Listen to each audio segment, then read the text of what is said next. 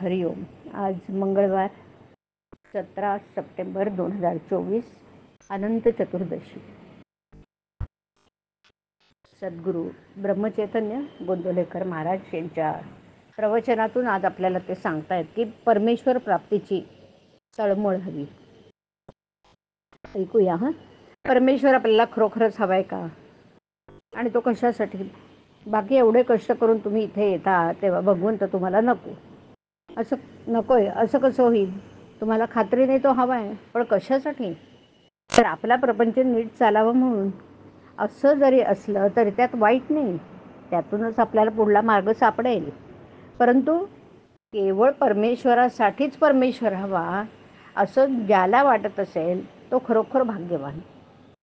मोठ्या मोठ्या साधू संतांना खरोखर सचिंदवड भासली. त्याने मग परमेश्वर आपलासा करून घेतला. तुकाराम, रामदास यांना एका परमेश्वरातून दुसरं काहीही हवं असं वाटलं नाही.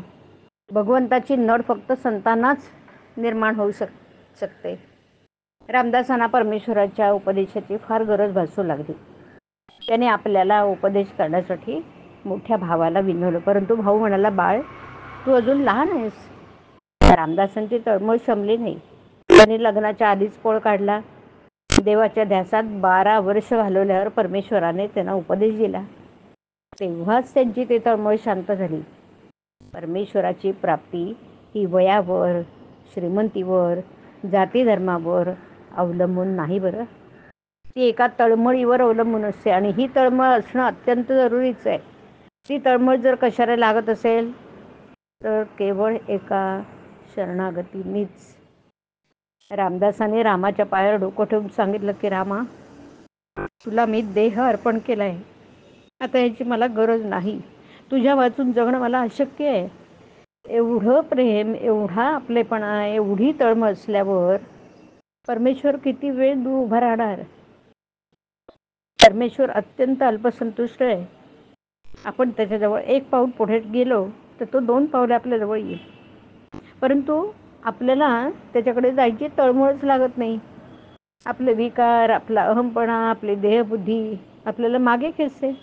या सर्वांचे बंध तोडून जो भगवंताकडे जातो तो पुन्हा मागे फिरत नाही. परमेश्वर मातेसारखा अत्यंत प्रेमळ आहे.